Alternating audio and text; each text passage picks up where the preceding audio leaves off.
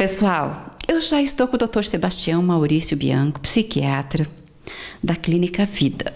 Lembram que na última vez que eu estive aqui, nessa última matéria, nós finalizamos com o seguinte assunto, aliás, um assunto que seria na próxima, pânico. A história do pânico? Bom, então nós vamos ver agora com o Dr. Sebastião a respeito do assunto. Nós temos um outro, mas se não der tempo de abordar hoje, nós voltaremos numa outra oportunidade, a hora que ele tiver um tempinho na agenda, para que nós possamos conversar a respeito de um outro assunto e que infelizmente está acontecendo bastante e nos entristece muito. Tá bom? Combinadinho então? Agora nós vamos ver com o Dr. Sebastião, vamos dar uma explanada um pouquinho na situação, o que é o pânico. Que até eu estava conversando com uma pessoa lá na UPCAM, uma matéria que a gente fez sobre o Outubro Rosa, que eu estou aqui de lenço rosa, ela falou que quando ela saiu, que ela ficou na UTI, acho que um mês, e quando saiu da UTI ela estava com síndrome do pânico, que foi horrível essa época para ela. Tudo certo? Tudo certo, tudo certo. E daí, doutor, como que é toda essa história? Bom, eu falei que ia contar a história do pânico, né? O pânico, na verdade, ele é uma doença que as pessoas confundem muito pânico com medo. Pânico como se fosse eu tenho medo de ficar em lugar fechado, tal. Não, esse pânico, isso é fobia. Fobia é um medo exagerado de alguma coisa. O pânico não, o pânico é uma sensação, é uma ansiedade voltada para o nosso próprio corpo. Tá? Então, pânico se refere a sensações muito ruins, muito desagradáveis no nosso corpo. Não é medo. Medo é fobia. Né? Pânico é a sensação de que vai me dar um infarte, que vai me dar um derrame. É uma angústia muito intensa. Né? E, claro, à medida que ela vai avançando, aí a pessoa começa a ter medo de morrer. Né? Mas por quê? Porque dá uma batedeira, dá uma falta de ar e a sensação é, bom, agora eu vou morrer mesmo, agora é verdade, agora não... Agora não escapa. Mas o pânico, ele recebeu esse nome em homenagem a um deus chamado Pan. O Pan, isso foi uma fábula, né, uma lenda da Grécia Antiga. Então o Pan era um cara muito bonito. Por isso que todo mundo tem Pan. E o Pan era muito bonito e uma deusa daquela, porque na Grécia eles acreditavam que os deuses moravam no Olimpo, depois desciam e tal. E chegaram e uma dessas deusas se apaixonou pelo Pan e quis levá-lo para o Olimpo. Falou, não, eu estou aqui cuidando das minhas cabras, dos meus cavalos, dos meus burros, vou ficar por aqui. Então ela, com raiva, deu um castigo para ele. Falou, você acha que você vai continuar bonito desse jeito? Não vai. Então, ela transformou então ele num monstro. Ele teria pernas de cabras, cabeça de cavalo e tórax de homem. Então era um bicho muito feio. Então ninguém mais aceitava, inclusive nem a própria família aceitava ele mais. Então ele ia por uma praça chamada Ágora, e nessa praça ele ficava escondidinho e assustava as pessoas. E o que as pessoas sentiam? Essa descrição do Ésopo, isso há mais de 2000 anos atrás. Que a sensação de que ia dar uma batedeira, uma falta de ar, a boca secava, a respiração ficava curta, a pressão subia e a pessoa sentia, meu Deus, agora eu vou morrer. Claro, aquele monstro querendo me atacar. Então, há 2000 anos, há mais de 2000 anos, muito mais, já vem sendo descrita a síndrome do pânico, né? Como é uma entidade, como uma doença mesmo, sabe? Então o pânico ele tem a raiz dele na Grécia Antiga, e pânico então se refere a um medo, a uma sensação muito desagradável que vai me dar algo, vai me dar um infarto, vai me dar um derrame e eu vou morrer.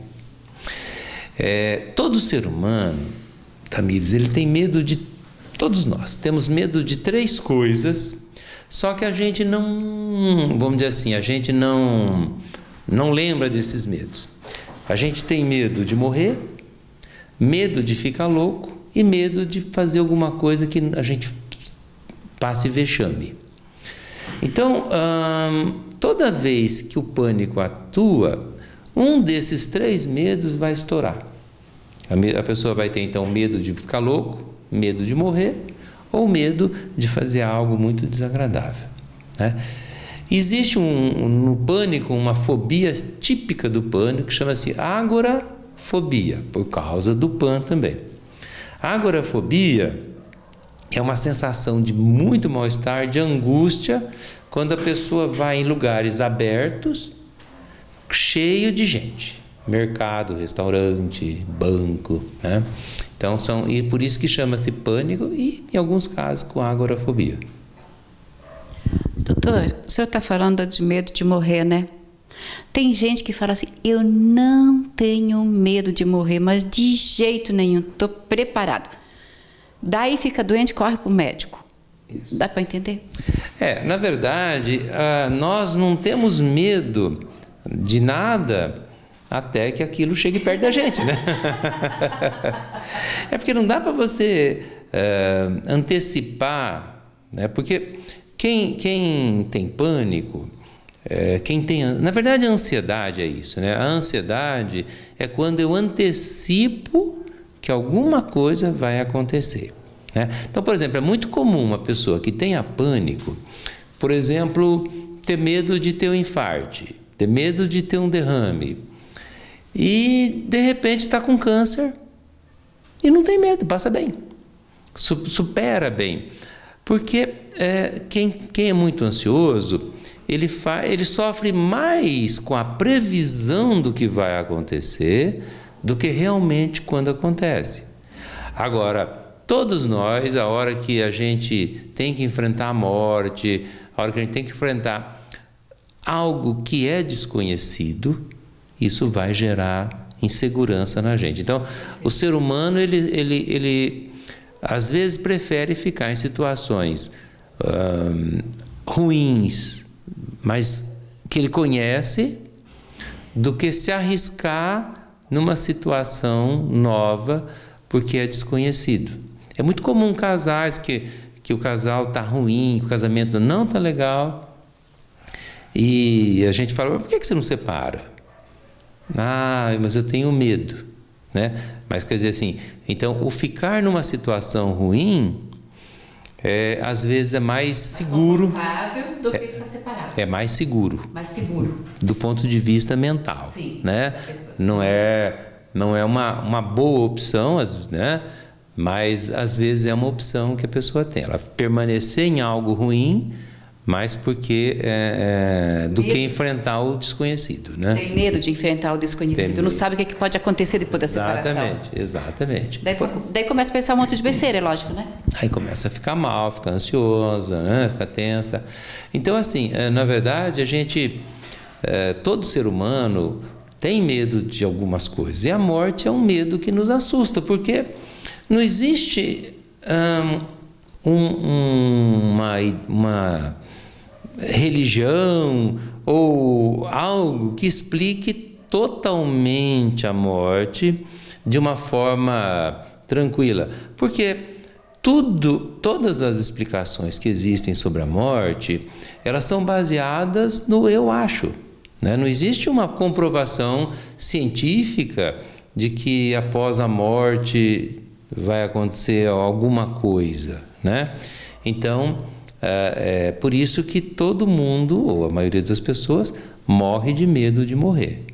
Interessante isso, né? E é a única coisa certa na vida. Exatamente. É que nós não nos preparamos para a morte, né? A gente, quando é criança, afasta, tira o menino aqui, olha, vamos falar de morte aqui, não sei o quê. Então, não, acho que a gente tem que aprender a falar sobre morte, a lidar com a morte como uma coisa natural. Não que isso não vá nos assustar quando chegar perto da nossa vez.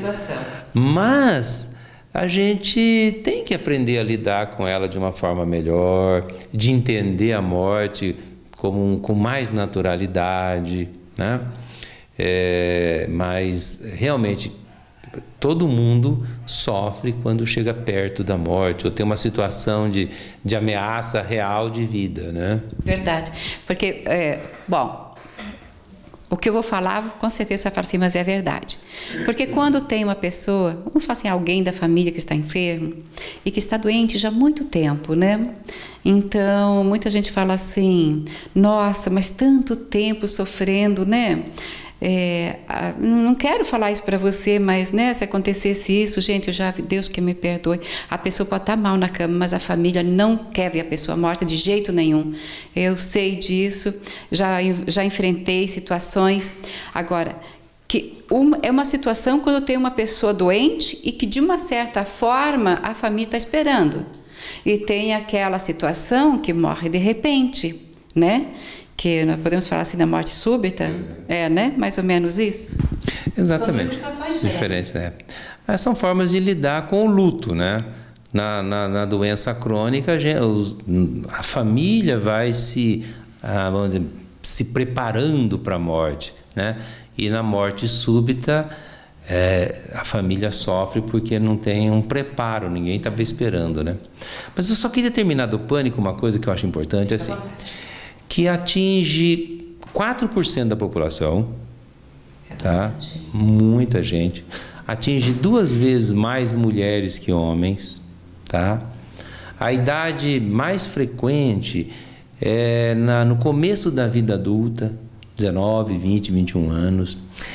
E a coisa que mais difícil do pânico é que, como eu tenho medo de passar mal, e quem tem pânico tem um problema muito grave que faz um processo que se chama generalização.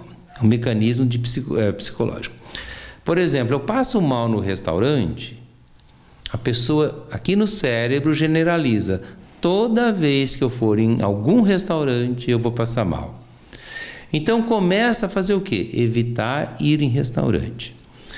Toda vez que eu vou andar de ônibus, eu passo mal. Começa a evitar ônibus.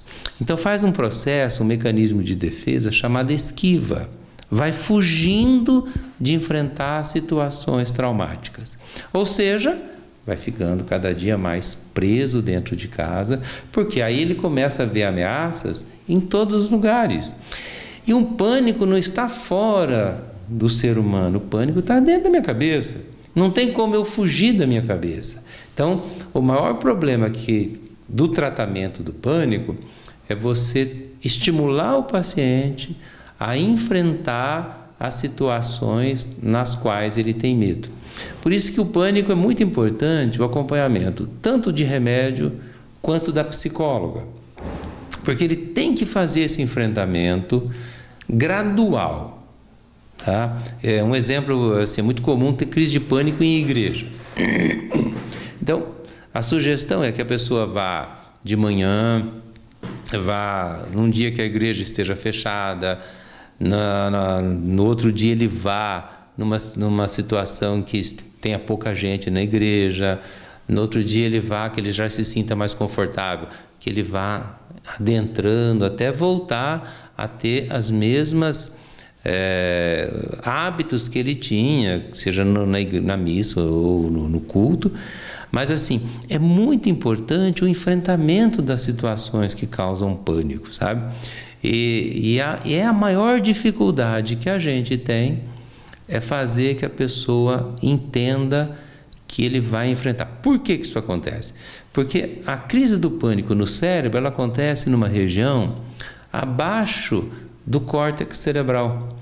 Então, a pessoa ela não aprende com a experiência. Ela tem uma crise agora, vai no médico, faz um eletro, o coração está normal, daí a 10 minutos ela tem outra crise, ela quer voltar porque ela tem certeza que agora é verdade, agora eu estou tendo infarto mesmo. Aí faz outro eletro, passa um tempo, volta. Então, assim, a pessoa não consegue fazer o enfrentamento e não consegue aprender. Puxa vida, mas eu já tive 10 vezes essa crise, não aconteceu nada, né? Mas ele continua, toda crise é uma nova crise. Então, o tratamento é longo, bem longo, E é uma mistura com remédio e com terapia. Agora, quem sofre do pânico, por exemplo, pânico assim de multidão, né? Como você falou, né? Entra numa igreja, muita gente. Então não gosta de ficar no nome de pessoas. Agora, a pessoa tem pânico só por uma situação ou ela pode ter pânico por várias situações? Não, veja bem.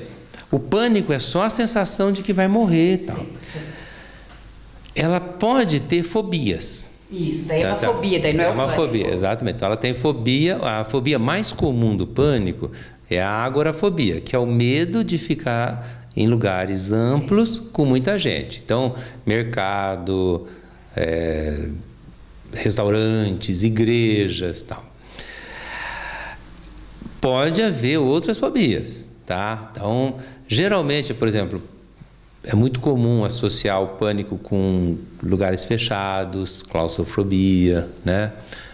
Medo de avião, medo de ônibus, mas tudo está ligado a lugar fechado com muita gente. Tá? Então, assim, esse é o medo mais frequente que existe no pânico. As fobias não, existem vários tipos de fobia, mas no pânico a fobia principal é a agorafobia. E faz com que a pessoa faça uma esquiva, faça uma fuga da situação. Então, o professor que não consegue mais ir na sala de aula, o aluno que não consegue mais ir na escola, e acredita piamente isso. Eu tenho professores que só de ouvir a campainha da escola tem crises. Né? Então, fazer e acreditar que o meu problema é a escola, esse é um problemão. Por quê? Porque eu não vou... É fácil eu evitar a escola. Ela está ali fora. Mas eu não consigo evitar aqui dentro. O pânico ele não está lá fora. Não é a escola que nos causa pânico, não é a igreja. O pânico está com você. Está com você. Está na tua cabeça. Então você tem que enfrentar você. Por isso que é muito importante no pânico que a pessoa faça o enfrentamento. Enfrentamento, tratamento, isso com psiquiatra, com psicólogo, tratamento, é isso, né, doutor? Eu sei que já é as três situações, psiquiatra, psicólogo e também o tratamento. Doutor, fique bem à vontade para nós concluir nosso assunto do pânico. Numa outra oportunidade, nós vamos conversar sobre outros assuntos também bastante importantes. É só ele me dar carta branca, eu venho. Eu queria agradecer a entrevista, né? A oportunidade de estar aqui e dizer o seguinte, que quem tem pânico tem que se cuidar. O tratamento é relativamente simples, desde que a pessoa faça o tratamento. Existem milhares de remédios hoje. A cada dia que passa saem remédios mais modernos, mais suaves, que causam menos efeitos colaterais, né? Mas a pessoa tem que querer se ajudar. Então não adianta imaginar que só tomar remédios vai melhorar. A pessoa precisa também fazer o enfrentamento. Existe um trabalho nos Estados Unidos que mostra que as pessoas com pânico, que se encostaram, que se afastaram do trabalho, se afastaram das situações, tiveram uma evolução muito pior do que aqueles que continuaram na vida. Né? O isolamento. É o isolamento. Aí fica sozinha, a cabeça pensando. Então, é importante se cuidar. Tá? Que Deus te abençoe grandemente. Até uma próxima, se Deus quiser, porque o doutor Sebastião também é bastante ocupado. Mas nós estamos aí. O pessoal gosta muito quando vem entrevistar, conversar com você, né? Todos agradecem. Ai, que matéria boa, que matéria boa. É isso mesmo. E o doutor Sebastião já faz parte do programa Nossa Casa, sempre que ele pode, né? Que ele tem um tempinho, ele fala com a gente. E sempre nós temos muitos assuntos a respeito, né? Da psiquiatria. E eu considero muito. Agora, o PAN, lindo, maravilhoso e que ficou muito feio. Então é isso, gente.